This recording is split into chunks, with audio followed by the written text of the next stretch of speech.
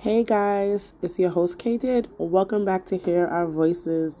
So this will be part two, continuing back from what we talked about last week and what we discussed. So it's with on many different topics. So just stay on for the ride, buckle in. It's gonna be maybe a bumpy ride, but hopefully you enjoy. Thank you for coming back to our season two, and see you in the next one. So it was extremely difficult, and I became more vocal in terms of trying to change that. And I ended up getting COVID and almost dying do that. Wow, sorry about that. Yeah. So when I overcame it, I was like, okay, everything changes now. And that's kind of like the way I'm moving now. A lot of that comes from that. Oh, that's crazy. That's honestly, you had to go through a lot of stuff just to make sure you could be able to help others. And I understand why you picked the name now. I thought you just like my stage name is K Did. I picked the name Mhm. when I was like doing acting, so people would not know that unless they actually know me. That's what my stage name was when I started acting. So it's like, but your name came because of a cause, and not you don't want people to retaliate and come against you because of what you're doing behind the scenes to help other people. And like you're just helping, as you said yourself, you're helping other people have a better life in the shelter in a bad predicament. We didn't know this was going to happen. We didn't think. Most people thought 2020 because I feel like, especially when I was a little kid, I think we lived for 2020 to happen. I never even thought a day or a year would come like that. And when it finally did, we like, oh my God, it's gonna be so great. And when it finally came, we were like, this is not it. So it can be definitely a lot. It's Yeah. Thank you for your service. Like, what else can I say? Thank Um, you. what else have you been doing? I know you work at a certain place. If you want to share that information with us also. Well, I don't work for nobody. I'm an independent, proud EBT card carrying advocate. No one funds me, unfortunately, but I do work for the people, and so I'm, as you can see, all over the place, just trying to get people housed and stuff. My goal is to drop the homeless hero as a name and evolve into the housing hero. Ultimately, the only way you're going to solve homelessness is by producing housing. It's So definitely that's where my focus is at. Although it's a twofold thing that we have to address. We have to also address. I want to get homeless people housed, and so behind the scenes, obviously, I work with advocates. Well, publicly and behind the scenes, I work with advocates all throughout the city. Some in different, or even across the out as far as out LA. In wow. central issues and drafting policies and engaging with political people. But I'm working with the Adams administration to help address issues and get things, change from the old way of doing business to a new way of doing business, a better way of doing business, so that we can be positively impacted in our experience. Because anyone could be homeless. The face of Right. homelessness is not the drug addict or to use their language, or the mentally ill person. Right. Anyone could be homeless. You got city workers that are homeless, experiencing homelessness. Right. So I want, my focus is on people that are homeless. Let's get them housed. If it's people that need extra help and services, let's get them supportive housing. So there's a lot that's being done. I barely get any rest, but I'm trying to. I'm working on it. But I'm seeing progress. It's not going to happen overnight. A lot of the issues that face, when you look at figures, like 90% of those experiencing homelessness is Black and brown people. You have Right. to really look at the reality of what role race plays in this. So there's issues of systemic, structural, and institutional racism that Right. has to be addressed, that has to remain a part of the conversation. As many as we have a lot of great um, white people and people that don't have lived experience who want to do good for people who may not be so fortunate or privileged. As Right. great as that is, the reality is that we have to understand what our agenda needs to be and be the leaders in that discussion. Right. And so that's where it's important. I tell people to uplift, the voices of those directly impacted, because we know very well how this affects us from the standpoint of our race, and why this is so imbalanced and unfair towards us. It's understandable. And we know because we lived it. So it's one thing if you want to help, and that's great. Anybody who wants to help the cause, it's excellent that they want to help. But when you actually lived it, it's much different than just reading about it or seeing it. You know what I'm saying? Like I've never been street homeless, but obviously I went to the shelter, and I'm happy. Well, if you went into the shelter, that means you were homeless. No, I know that for a fact. I think it's much different than I think street homeless and shelter. But I'm happy for the stories I heard and the things that I seen when I was in the shelter. I'm happy a lot of things didn't happen to me, but the experience itself is depressing. It's just people look at you crazy, people treat you crazy, and it's the food there. I had to buy food basically every day because the food that they gave me, I couldn't eat it. No, nothing, no salt, no pepper. It's frozen food. And the shelter I stayed in for over a year, they didn't even have, now I heard they have stoves. When I was there, they didn't have no stove. They only had microwaves. I don't even like microwave food. And they have the mini fridges and things like that. And it's I have a whole baby. It was just really inhumane.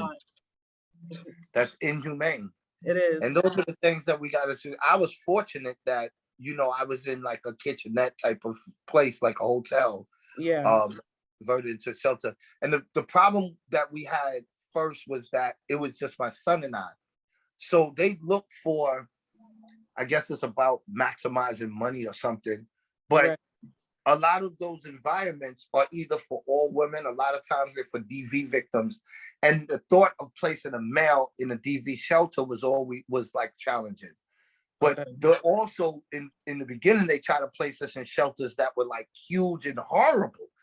But it was those shelters that might be for families or something, they would have their rooms and stuff like that would be for bigger families. So they didn't want to waste the space with just me and my son. Yeah.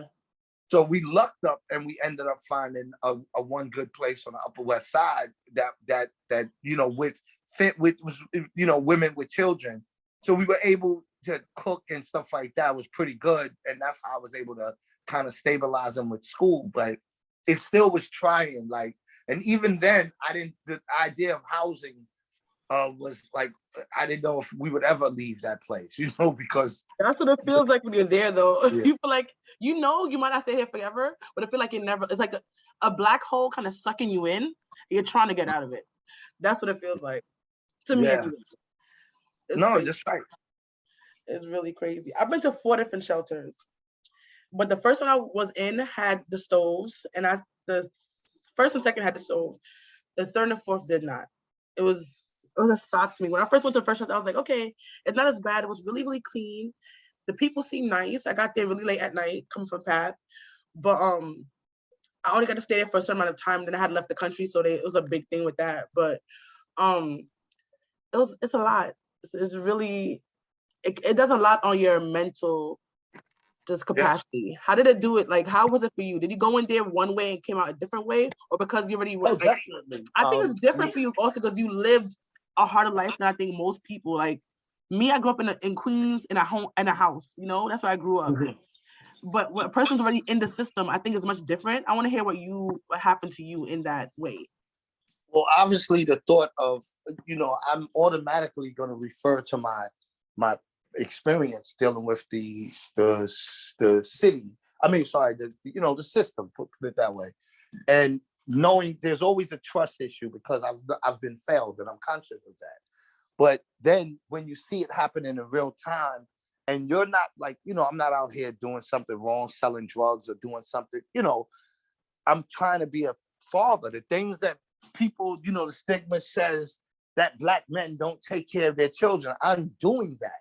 And I'm being messed around. I'm not being supported. And I'm actually the victim of their failure. It's not even hey, it's a money thing, it's a work thing. It's no, you are doing something that is hurting me and my son. And remember, the thing about the family shelter system, when you have a child with you, anything that you go through affects that child.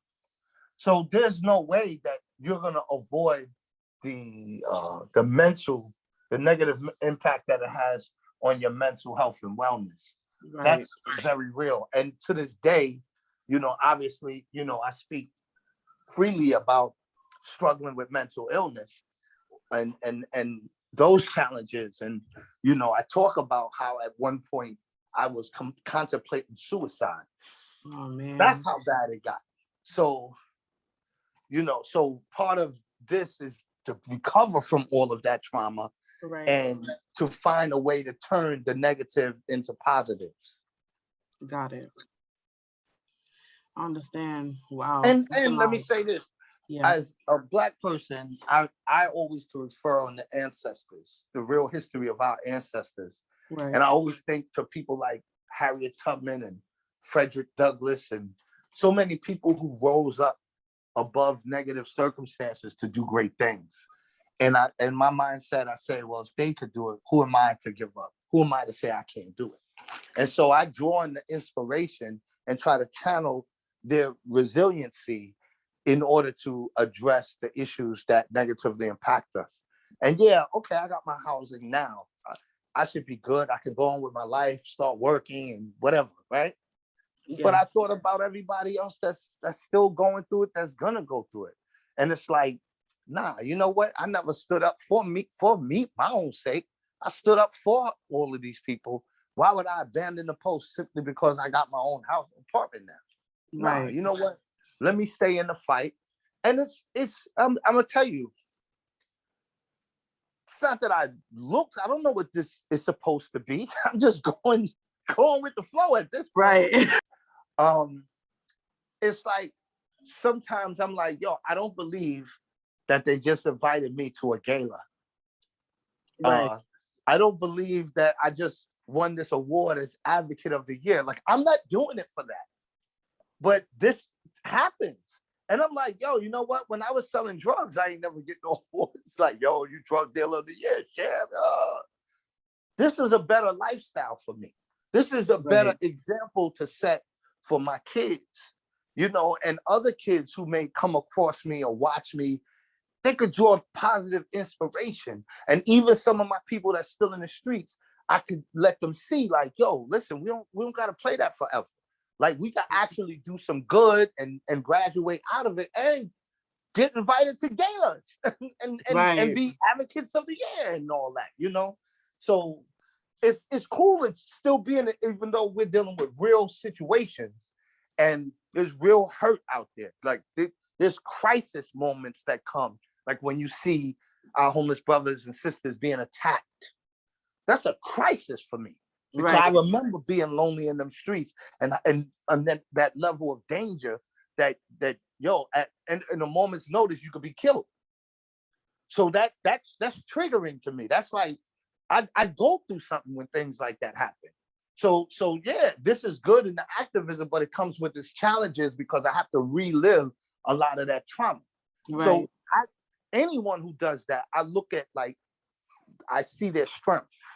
I see their boldness. I see their resiliency, just the ability to just say something, just the ability to speak and to center their issue. I look at that and say, man, they strong.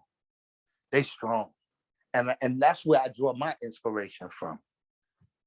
Got it. That's a lot. That's deep. Because honestly, I don't think about it like when I talk about it. I talk about it like honestly, like it's a book I read and I'm just repeating it back. I don't go back in the mindset of it because I think it probably would make me depressed if I did. Because when I was in it, I was it got to a point that I didn't leave my room. I just stayed in the room with my daughter in the dark, and only my phone and a tablet was on, and we ate and we took a shower. That was the consistency of our day because I got so depressed. I'm like, I know I'm not going to stay here forever. I just don't know where to go. And it felt like, like I said, a pit. And I don't want to go back to that place. Just thinking about it is like, this was sad. And if I saw somebody going through them, like, this is really sad. And it's like, you don't want to like snap out of it, because honestly, it's not easy to snap out of it, because you're going through something was so deep, and it's just this is not like, oh, you stub your finger, your toe, but you can't stub your finger, I guess. You stub your foot, and and you're like, it can go away a couple of pains. No, you're in a shelter. You don't have no home. You don't have a place. You don't have a key to your place. At the time, I was like 20 something years old, and I didn't think that my life as you're a child, you have so much dreams.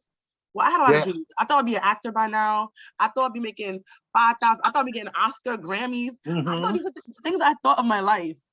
Yeah. For some reason, I thought I'd be homeless too. I don't know why. That's just something I thought was gonna happen, and it ended up happening anyway. Well, a lot of us actors and artists, a lot of us creators are experience homelessness at some point. Exactly. Steve Harvey did too. He was living in his home. I think Tyler Perry had a moment too. Yeah. And Steve Harvey, I remember his story, and which is very moving. And that's once again somebody else I draw inspiration from, because he said he worked so hard because he never want to go back to that. That's the thing too. Yes. And that's my mission now, because I've seen the revolving door. I've been a part of that cycle of getting a voucher, getting a house. 1 year later, I'm right back in the shelter. Oh, really? Like what? Yeah, of course. The voucher programs wasn't working. So guess what? I'm working tomorrow. Just to be honest, I'm sitting with the DSS commissioner, and one of the things we're doing is we're going to try to figure out how to improve the voucher system so that it doesn't become. Oh my God! I wish I was there for that. Oh my gosh, that is. Oh my gosh, put in some good ideas for us, please. I'm not on a voucher people. We're gonna have. This is just me and him one-on-one. But we're having a bigger meeting that we want to involve the voices of other directly impacted people, because that's one of the most important things, not just Sham's voice, because everybody, although we're all experiencing homelessness in some ways, everybody's experience ain't the same. What a woman has to go through is not necessarily what a man has to go through. And that's a unique experience that only that woman could speak on, from the standpoint of, I mean, just certain things. Like I learn from everybody, and sometimes when I hear certain stories, a person that's coming out of prison and they're paroled to a shelter or the streets, their stories is so much different. A woman that's in the streets and can't access menstrual products, or in a shelter that's not provided. Those things are things that I might not even think about, because it's not my experience. But when you hear of it, you're like, whoa, this is a problem that has to be addressed. And so I try to involve as many directly impacted people in these conversations, so that those that are charged with running these systems can improve it, so that it works for not just Sham, but it works for all of us. Right. But it's so much things. I feel like the shelters, first of all, the rooms are hella expensive. Let's start off with that.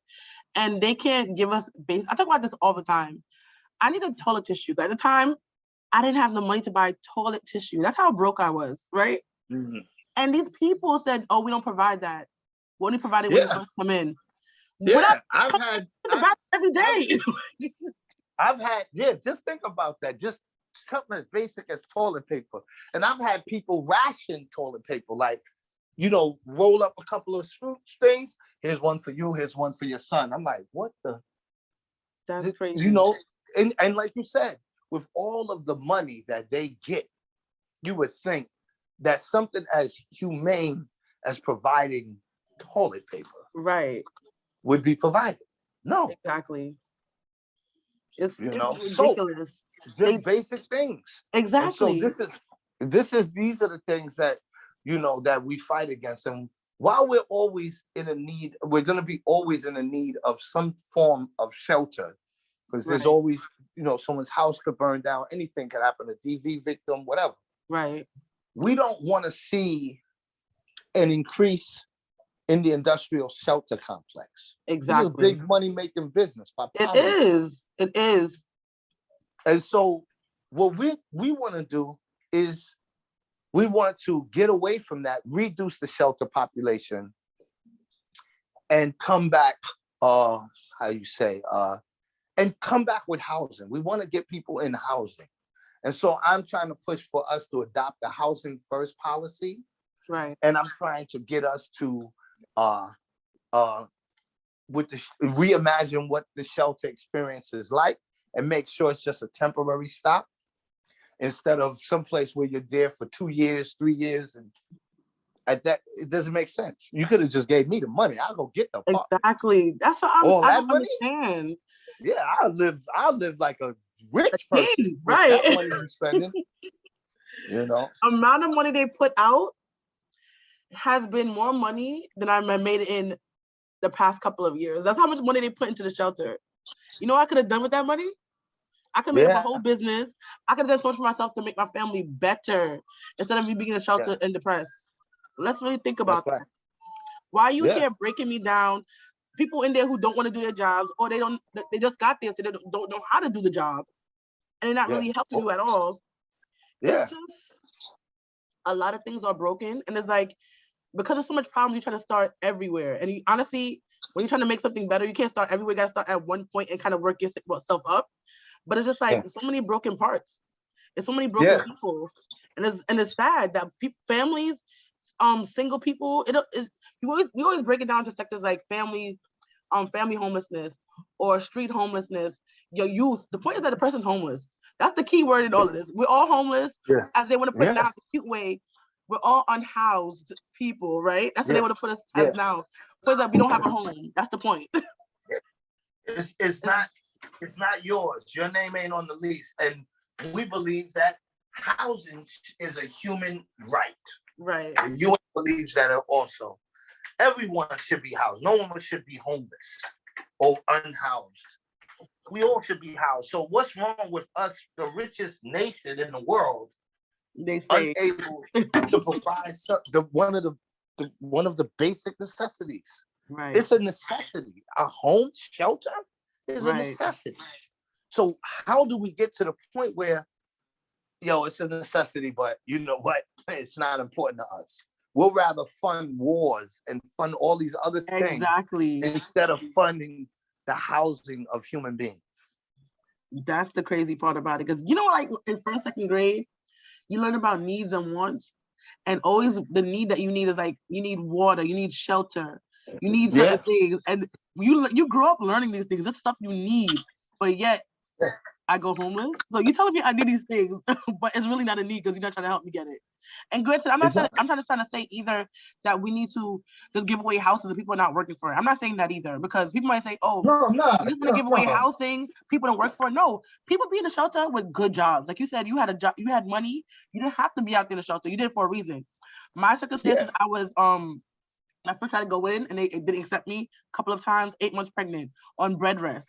When I needed the help, they was like, nah, I'm not helping you. 8 months pregnant. I had to pop a baby out. They said, I can't help you with a shelter. I'm not even asking for, at this point, I want an apartment, but I couldn't afford it. I couldn't work. I'm supposed to be on bed rest. And they tell me no. That's the first time me experiencing with PATH. And you tell me these basic things you can't help me with? I don't mind working, but right now, technically I'm on medical leave, So it's not like I want to be here. I'm here with my baby, So I just like, to me, and then also it's a lot of different things. For example, even when I was working a part-time job, minimum wage. This is from like 2014, 13. I was working Forever 21 in Times Square. I don't care if anybody knows about it. That's where I was working. They're giving me sometimes less than 20 hours a week. If you think about the rent in New York City and how much a part-time job is not enough money. So already the wages in New York, or just in general, needs to go up. Because, example, in the pandemic, everybody wants food. All the women need pads. People still need clothes. You in your house, you don't need that much clothes. Things you just need. But the people who are working in these stores every day, who risk their lives, the people who are driving the train, driving the bus, well, they get paid actually pretty good money, so I can't really complain about that. But people who are working at Target in the grocery store are getting minimum wage. And if it's a private grocery store, they might be hiring undocumented people, paying them less than that. How are they surviving? How are they surviving? It doesn't make any sense to me. The wages need to go up.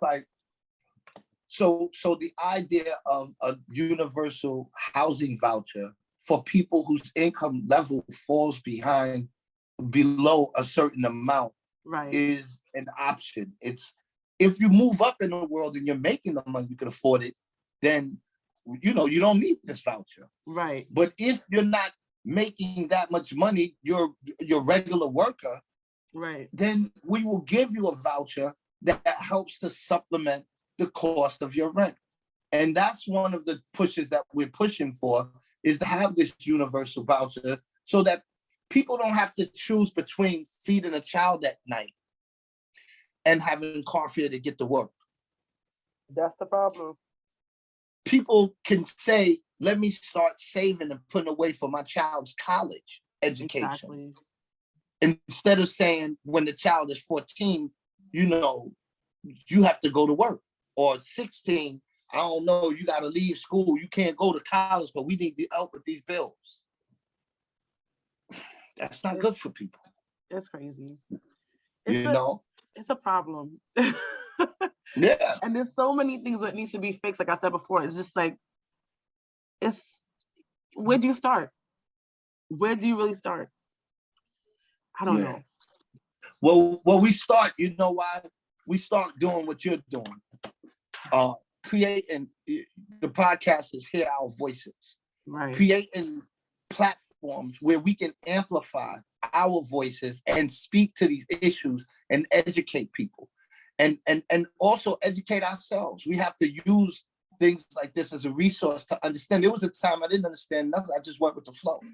But it took a minute for me to start to say, once I got active in trying to change stuff, right. I had to also learn. I continue to learn. I joined groups like Vocal that is great at educating directly impacted people from directly impacted people. I joined New York Housing Conference, and I also arranged different opportunities for people to learn and engage. Last year, we did the first of its kind mayoral candidates forum from the experts on homelessness, homeless people.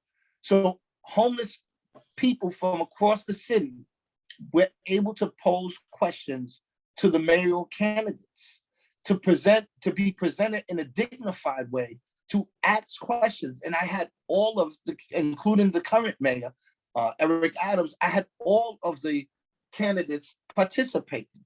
And it was great because a lot of times they've not in a public forum like this, they've never faced homeless people. Right. So when we talk in housing and homelessness, they're facing the people that have to live this.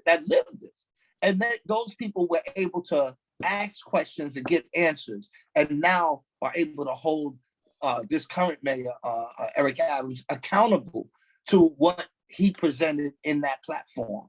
So it's important for us to use our voice and the privilege of our lived experience to also educate and help others to understand what homelessness is, and also to provide solutions as to how we should be addressing homelessness to hopefully end it at some point in time. Got it. But I almost forgot this question from before. This is going back to the housing voucher. So the thing about it with the universal housing voucher is a good idea. It's wonderful. The problem is that the landlords, because we have all these vouchers, but a lot of landlords have gotten burned from before, or just don't like the programs. So it's like we need to. I want to say housing police, but we need something so that if a person goes to the landlord and say, "I have this voucher," they will take it. Because technically, is money. You feel me? It's not usually. Yeah. Well, that's the thing. Now, I organized landlords to form what I call landlords who care. Okay. Right. So I have landlords from across the city who's part of this organization, who have pledged to put up initially in a pilot 1,000 apartments. Okay. For voucher holders. They're like, we want to help end homelessness. We like what you do, Shams, and we want to help you. We will pledge 1,000 apartments. The only thing we ask is that you fix the vouchers. Oh, wow. So it's not out yet. It's until the vouchers get fixed, that's when they will do it. Yeah, but the difference between me and say, well, I don't enjoy a difference, but the thing with me is that I said, oh, okay. So I get on the phone and I start making them calls. And so, obviously I'm sitting with the head of DSS tomorrow. I'll be sitting with people from the mayor's administration to have these discussions. Hey, look, these are the things that's wrong with the voucher program. If we could streamline the process and get people out of shelters and into apartments quicker by streamlining this process, let's do it. I got 1,000 apartments. What's up? Let's do this. Right. and everybody's open. Everybody's like, yes, oh my God. Because we've always had this adversarial relationship with landlords. And a lot of it is justified. You have racist landlords, you have discriminatory landlords, you have all of that. But if you can identify those who are just simply, look, I hear you, Shams, but you don't understand. I had those vouchers. And they failed.